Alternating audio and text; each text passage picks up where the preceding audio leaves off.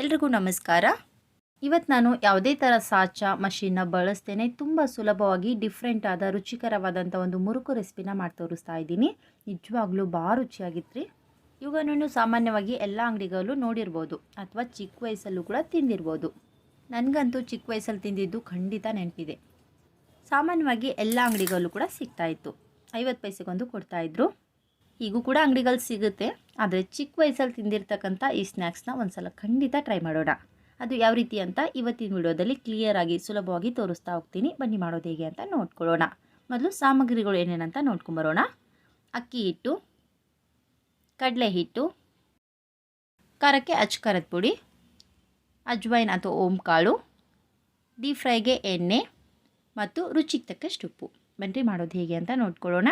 ಮೊದಲು ಹಿಟ್ಟು ಕಲಿಸ್ಕೋಬೇಕು. ಹಾಗಾಗಿ ಒಂದು ತಟ್ಟೆಗೆ ಈ ಕಪ್ನಿಂದ ಅಳತೆ ಮಾಡಿ 4 ಕಪ್ನಷ್ಟು ಜಡಿ ಮಾಡಿ ಇಟ್ಕೊಂಡಿರುವಂಥ ಅಕ್ಕಿ ಹಿಟ್ಟನ್ನು ಹಾಕೊತಾ ಇದ್ದೀನಿ. ನೀವು ಯಾವುದೇ ಕಪ್ನಿಂದ ಅಳತೆ ಮಾಡ್ಕೋಬೋದು, ಆದರೆ ಎಲ್ಲವನ್ನು ಒಂದೇ ಕಪ್ನಿಂದ ಮೆಜರ್ಮೆಂಟ್ ಮಾಡ್ಕೊಳ್ರಿ. ಆಗ ಅಳತೆ ಪ್ರಮಾಣ ನಿಮಗೆ ಕರೆಕ್ಟಾಗಿ ಗೊತ್ತಾಗುತ್ತೆ. ನೋಡಿರಿ, 4 ಕಪ್ನಷ್ಟು ಅಕ್ಕಿ ಹಿಟ್ಟಿಗೆ ನಾನು ಅದೇ ಕಪ್ನಿಂದ 2 ಕಪ್ನಷ್ಟು ಕಡಲೆ ಹಿಟ್ಟು ಹಾಕೊತಾ ಇದ್ದೀನಿ. ನೀವು ಅಕ್ಕಿ ಹಿಟ್ಟು ಎಷ್ಟೇ ತೊಗೋಬೋದು, ಅದಕ್ಕೆ ಅರ್ಧದಷ್ಟು ಕಡಲೆ ಹಿಟ್ಟು ಹಾಕೋಬೇಕು. ಬೋಂಡಾ ಬಜ್ಜಿ ಮಾಡಲಿಕ್ಕೆಲ್ಲ ಉಪಯೋಗಿಸ್ತೀರಿ ನೋಡಿರಿ, ಅದೇ ಕಡಲೆ ಹಿಟ್ಟನ್ನೇ ಉಪಯೋಗಿಸ್ಕೊಡ್ರಿ. ಈಗ ಒಂದ್ಸಲ ಎಲ್ಲವನ್ನು ಮಿಕ್ಸ್ ಮಾಡ್ಕೊಳ್ಳೋಣ.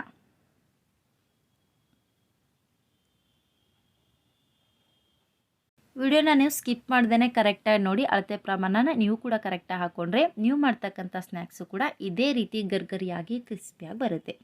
ನೋಡಿರಿ, ಒಂದ್ಸಲ ಈ ರೀತಿ ಮಿಕ್ಸ್ ಮಾಡಿದ್ಮೇಲೆ ಮಧ್ಯದಲ್ಲಿ ಸ್ವಲ್ಪ ಗ್ಯಾಪ್ ಮಾಡಿ ಇದರಲ್ಲಿ ನಾನು ರುಚಿಗೆ ಎಷ್ಟು ಬೇಕೋ ಅಷ್ಟು ಉಪ್ಪು, ಖಾರಕ್ಕೆ 1 ಸ್ಪೂನಷ್ಟು ಖಾರದ ಪುಡಿ ಹಾಕೊತಾ ಇದ್ದೀನಿ. ನಿಮ್ಮ ಖಾರಕ್ಕೆ ಎಷ್ಟು ಬೇಕೋ ಅಷ್ಟು ನೋಡ್ಕೊಂಡು ಸೇರಿಸ್ಕೊಡ್ರಿ.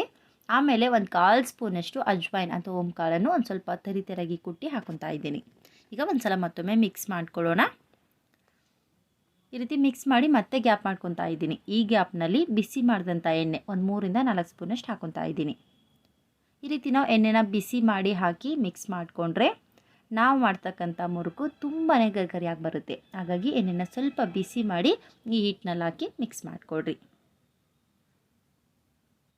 ನೋಡಿರಿ, ಈ ರೀತಿ ಮಿಕ್ಸ್ ಮಾಡಿದ್ಮೇಲೆ ಮಧ್ಯದಲ್ಲಿ ಮತ್ತೆ ಸ್ವಲ್ಪ ಗ್ಯಾಪ್ ಮಾಡಿ ಈಗ ಈ ಗ್ಯಾಪ್ನಲ್ಲಿ ಬಿಸಿ ಮಾಡಿದಂಥ ನೀರನ್ನ ಹಾಕೊತಾ ಇದ್ದೀನಿ. ಹಿಟ್ಟು ಎಷ್ಟಿರುತ್ತೋ ಅದರ ತಕ್ಕಂತೆ ನೀರನ್ನ ಬಿಸಿ ಮಾಡಿ ಹಾಕೋಬೇಕು. ಚೆನ್ನಾಗಿ ಬಿಸಿ ಮಾಡಿದಂಥ ನೀರಿದು. ಈಗ ಮತ್ತೊಮ್ಮೆ ಈ ರೀತಿ ಸ್ಪೂನಿಂದ ಕಲಿಸ್ಕೊತಾ ಇದ್ದೀನಿ. ಹಿಟ್ಟನ್ನು ಕಲಿಸೋಕ್ಕಿಂತ ಮುಂಚೆ ಈ ರೀತಿ ಮೊದಲು ಬಿಸಿನೀರು ಹಾಕಿ ಕಲಿಸ್ಕೋಬೇಕು. ಅಂದಾಗ ನಾವು ಮಾಡ್ತಕ್ಕಂಥ ಮುರುಕು ಒತ್ತುವಾಗ ಎಲ್ಲೂ ಕಟ್ಟಾಗಲ್ಲ, ರೌಂಡ್ ರೌಂಡಾಗಿ ತುಂಬ ಚೆನ್ನಾಗಿ ಬರುತ್ತೆ. ನೋಡಿರಿ, ಚೆನ್ನಾಗಿ ಈ ರೀತಿ ಮಿಕ್ಸ್ ಮಾಡಿದ್ಮೇಲೆ ತಟ್ಟೆ ಸ್ವಲ್ಪ ಚಿಕ್ಕದಿರೋದ್ರಿಂದ ಕಲಿಸ್ಲಿಕ್ಕೆ ಅನುಕೂಲ ಆಗಲ್ಲ ಅಂತೇಳಿ ಈ ರೀತಿ ಅಗಲವಾದಂಥ ಬುಟ್ಟಿಲಿ ಹಾಕೊಂಡಿದ್ದೀನಿ. ಈಗ ಎಲ್ಲವನ್ನು ಈ ರೀತಿ ಮತ್ತೊಮ್ಮೆ ಕೈಯಿಂದ ನೀಟಾಗಿ ಕಲಿಸ್ಕೊಳ್ಳೋಣ. ಚೆನ್ನಾಗಿ ಈ ರೀತಿ ಎಲ್ಲವನ್ನು ಮಿಕ್ಸ್ ಮಾಡಿದ್ಮೇಲೆ ಈಗ ಇದರಲ್ಲಿ ಉಗುರು ಬೆಚ್ಚಗಿರುವಂಥ ನೀರನ್ನ ಸ್ವಲ್ಪ ಸ್ವಲ್ಪ ಹಾಕಿ ಕಲಿಸ್ಕೊತಾ ಇದ್ದೀನಿ. ಉಗುರು ಬೆಚ್ಚಗಿರುವಂಥ ನೀರು ಅಂದರೆ ಲೈಟಾಗಿ ಬಿಸಿ ಇರುವಂಥ ನೀರು, ತುಂಬ ತಣ್ಣಗಿರುವಂಥ ನೀರು ಉಪಯೋಗಿಸೋಕೆ ಹೋಗಬೇಡ್ರಿ. ಸ್ವಲ್ಪ ಬಿಸಿ ಇರುವಂಥ ನೀರನ್ನ ಹಾಕಿ ಹಿಟ್ಟನ್ನು ನೀವು ಕಲಿಸ್ಕೋಬೇಕು. ಆಗ ಹಿಟ್ಟಿನಲ್ಲಿ ಚೆನ್ನಾಗಿ ಜಿಗಿ ಬರುತ್ತೆ. ಅದರಿಂದ ನೀವು ಯಾವುದೇ ಸ್ನ್ಯಾಕ್ಸ್ ಮಾಡಿಕೊಂಡ್ರೂ ಕೂಡ ತುಂಬ ಗರ್ಗರಿಯಾಗಿ ಕ್ರಿಸ್ಪಿಯಾಗಿ ಬರುತ್ತೆ. ನೋಡಿರಿ, ಹಿಟ್ಟನ್ನು ಈ ರೀತಿ ಚೆನ್ನಾಗಿ ತುಂಬ ಹೊತ್ತು ಕಲಿಸ್ಕೋಬೇಕು. ಒಂದೇ ಸಲಕ್ಕೆ ಜಾಸ್ತಿ ನೀರು ಹಾಕಿ ಕಲಿಸ್ಕೋಬಾರ್ದು. ಒಂದೇ ಸಲಕ್ಕೆ ಜಾಸ್ತಿ ನೀರಾಗಿ ಕಲಿಸಿದ್ರೆ ಹಿಟ್ಟಿನಲ್ಲಿ ಚೆನ್ನಾಗಿ ಜಿಗಿ ಬರಲ್ಲ. ಹಾಗಾಗಿ ಸ್ವಲ್ಪ ಸ್ವಲ್ಪ ನೀರನ್ನು ಹಾಕಿ ಈ ರೀತಿ ನೀವು ತುಂಬ ಹೊತ್ತು ಕಲಿಸೋದ್ರಿಂದ ಹಿಟ್ಟಿನಲ್ಲಿ ಚೆನ್ನಾಗಿ ಜಿಗಿ ಬಂದು ಹಿಟ್ಟು ಕೂಡ ತುಂಬ ಚೆನ್ನಾಗಿ ರೆಡಿ ಆಗುತ್ತೆ.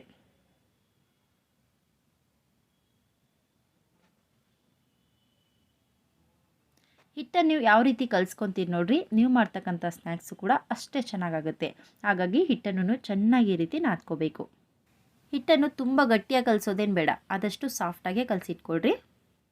ಎಲ್ಲವನ್ನು ಒಂದೇ ಸಲಕ್ಕೆ ಗಟ್ಟಿಯಾಗಿ ಕಲಸಿಟ್ಕೊಂಡಿದ್ದೀನಿ. ಆಮೇಲೆ ಎಷ್ಟು ಬೇಕೋ ಅಷ್ಟಷ್ಟೇ ಮೆತ್ತಗೆ ಮಾಡ್ಕೊತೀನಿ. ನೋಡಿರಿ, ಈ ರೀತಿ ಕಲಿಸಿದ ಮೇಲೆ ನೀವು ಇದನ್ನು ನೆನೆಸಿಟ್ಕೋಬೇಕಂತೇನಿಲ್ಲ. ಈ ರೀತಿ ಕಲಿಸಿದ ಮೇಲೆ ನೀವು ಇಮ್ಮಿಡಿಯೇಟಾಗಿ ಮಾಡ್ಕೋಬೋದು. ಬನ್ರಿ ಮಾಡೋದು ಹೇಗೆ ಅಂತ ನೋಡ್ಕೊಳ್ಳೋಣ.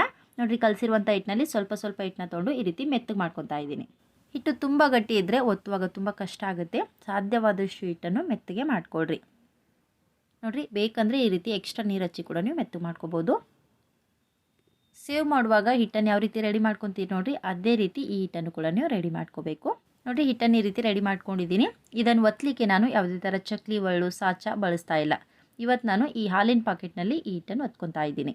ನೋಡಿರಿ, ಹಾಲಿನ ಪಾಕೆಟನ್ನು ನೀಟಾಗಿ ವಾಶ್ ಮಾಡ್ಕೊಂಡಿದ್ದೀನಿ. ಈಗ ಇದರಲ್ಲಿ ರೆಡಿ ಮಾಡಿರುವಂಥ ಹಿಟ್ಟನ್ನು ಹಾಕಿ ನೋಡಿರಿ, ಒಂದು ಕಡೆ ಈ ರೀತಿ ಚಿಕ್ಕದಾಗಿ ಕಟ್ ಮಾಡ್ಕೋಬೇಕು. ಸಣ್ಣ ಕಟ್ ಮಾಡ್ಕೊಡ್ರಿ, ತುಂಬ ದಪ್ಪ ಮಾಡೋಕ್ಕೆ ಹೋಗಬೇಡ್ರಿ.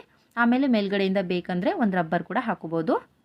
ಈಗ ಒತ್ತೋದು ಹೇಗೆ ಅಂತ ನೋಡ್ಕೊಳ್ಳೋಣ. ಮೊದಲು ಒಂದು ಪ್ಲಾಸ್ಟಿಕ್ ಹಾಳೆ ತೊಗೊಂಡು ಅದಕ್ಕೆ ಸ್ವಲ್ಪ ಎಣ್ಣೆ ಹಚ್ಕೊಳ್ರಿ. ಈ ರೀತಿ ಹಾಳೆ ಬೇಡ ಅಂದರೆ ಬಟರ್ ಪೇಪರ್ ಇರುತ್ತೆ ನೋಡಿರಿ, ಅದಕ್ಕೆ ಸ್ವಲ್ಪ ಎಣ್ಣೆ ಹಚ್ಚಿ ನೀವು ಒತ್ಕೋಬೋದು. ನೋಡಿರಿ ಈ ರೀತಿ ರೌಂಡ್ ರೌಂಡ್ ಆಗಿ ಜಾಂಗೀರ್ ಥರ ನೀವು ಒತ್ಕೋಬೇಕು. ತುಂಬ ಚೆನ್ನಾಗಿ ಬರುತ್ತೆ, ಎಲ್ಲೂ ಕಟ್ಟಾಗಲ್ಲ.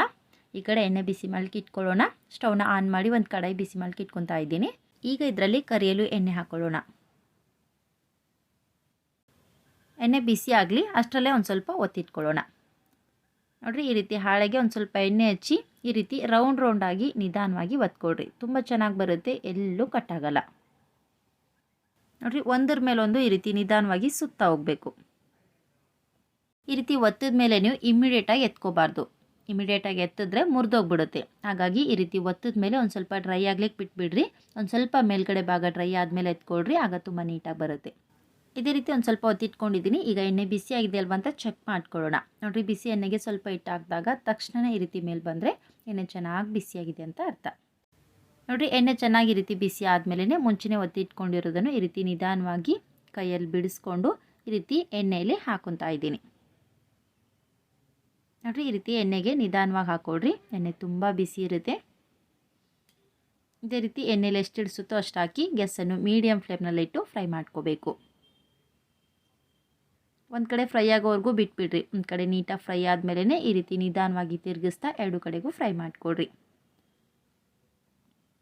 ಫ್ರೈ ಆಗಲಿಕ್ಕೆ ಜಾಸ್ತಿ ಟೈಮ್ ಏನು ಬೇಕಾಗಲ್ಲ. ಮೀಡಿಯಮ್ ಫ್ಲೇಮ್ನಲ್ಲಿಟ್ಟು ಫ್ರೈ ಮಾಡಿಕೊಡ್ರಿ. ತುಂಬ ಗರ್ಗರಿಯಾಗಿ ಕ್ರಿಸ್ಪಿಯಾಗಿ ರೆಡಿ ಆಗುತ್ತೆ. ಯಾವಾಗ ಗರ್ಗರಿಯಾಗಿರುತ್ತಂದರೆ ಈ ರೀತಿ ಎಣ್ಣೆಯಲ್ಲಿ ಬಬಲ್ಸ್ ಎಲ್ಲ ಪೂರ್ತಿಯಾಗಿ ಕಡಿಮೆ ಆಗಿರಬೇಕು. ಆಗ ಗರ್ಗರಿಯಾಗಿ ರೆಡಿಯಾಗಿರುತ್ತೆ. ಆ ಟೈಮಲ್ಲಿ ಎಣ್ಣೆಯಿಂದ ತೆಗೆದು ಒಂದು ತಟ್ಟೆಯಲ್ಲಿ ಹಾಕ್ಕೊಡ್ರಿ. ನೀವು ಈ ರೀತಿಯಾಗಿ ಮಾಡ್ಕೋಬೋದು. ಇಲ್ಲಾಂದರೆ ಇನ್ನೊಂದು ವಿಧಾನದಲ್ಲಿ ತುಂಬ ಸುಲಭವಾಗಿ ಯಾವ ರೀತಿ ಮಾಡೋದು ಅಂತ ಕೂಡ ತೋರಿಸ್ತೀನಿ. ನೋಡಿ ಎಣ್ಣೆ ಚೆನ್ನಾಗಿ ಬಿಸಿ ಆದಮೇಲೆ ಗ್ಯಾಸನ್ನು ಲೋ ಫ್ಲೇಮಲ್ಲಿಟ್ಟು ಈ ರೀತಿ ಡೈರೆಕ್ಟಾಗಿ ಬಿಸಿ ಎಣ್ಣೆಯಲ್ಲಿ ನಿಧಾನವಾಗಿ ಒತ್ತಾ ಹೋಗ್ರಿ.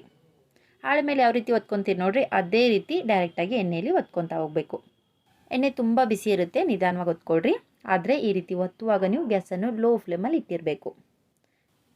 ಈ ರೀತಿ ಒತ್ತಿದ ಮೇಲೆ ಗ್ಯಾಸನ್ನು ಮೀಡಿಯಮ್ ಫ್ಲೇಮ್ನಲ್ಲಿಟ್ಟು ಫ್ರೈ ಮಾಡಿಕೊಡ್ರಿ. ಒಂದು ಕಡೆ ಫ್ರೈ ಆದಮೇಲೆ ತಿರುಗಿಸ್ಕೋಬೇಕು. ಫ್ರೈ ಆಗೋಕ್ಕಿಂತ ಮುಂಚೆನೇ ತಿರುಗಿಸ್ಕೊಂಡ್ರೆ ಮುರಿಯೋ ಚಾನ್ಸಸ್ ಇರುತ್ತೆ. ಈ ರೀತಿ ಡೈರೆಕ್ಟಾಗಿ ಎಣ್ಣೆಯಲ್ಲಿ ಒತ್ಕೊಂಡ್ರೆ ನಿಮಗೆ ತುಂಬ ಈಸಿ ಆಗುತ್ತೆ ಮತ್ತು ಆದಷ್ಟು ಬೇಗನೆ ಕೂಡ ರೆಡಿ ಆಗುತ್ತೆ. ಇದೇ ರೀತಿ ಎರಡು ಕಡೆಗೂ ನೀಟಾಗಿ ಫ್ರೈ ಮಾಡಿ ರೆಡಿ ಮಾಡಿಕೊಡ್ರಿ. ನೀವು ಬೇಕಂದರೆ ಈ ರೀತಿಯಾಗಿ ಕೂಡ ಮಾಡ್ಕೋಬೋದು. ತುಂಬ ಈಸಿಯಾಗಿ ರೆಡಿ ಆಗುತ್ತೆ ಮತ್ತು ಅಷ್ಟೇ ರುಚಿಯಾಗಿರುತ್ತೆ. ನಿಜವಾಗ್ಲೂ ಈ ರೀತಿಯಾಗಿ ನೀವು ಒಂದು ಸಲ ಮಾಡಿಕೊಂಡ್ರೆ ಮತ್ತೆ ಮತ್ತೆ ಮಾಡ್ಕೊತೀರಾ, ಅಷ್ಟು ರುಚಿಯಾಗಿರುತ್ತೆ ಮತ್ತು ಮನೆಯಲ್ಲಿ ಪ್ರತಿಯೊಬ್ಬರಿಗೂ ಕೂಡ ಇಷ್ಟ ಆಗುತ್ತೆ.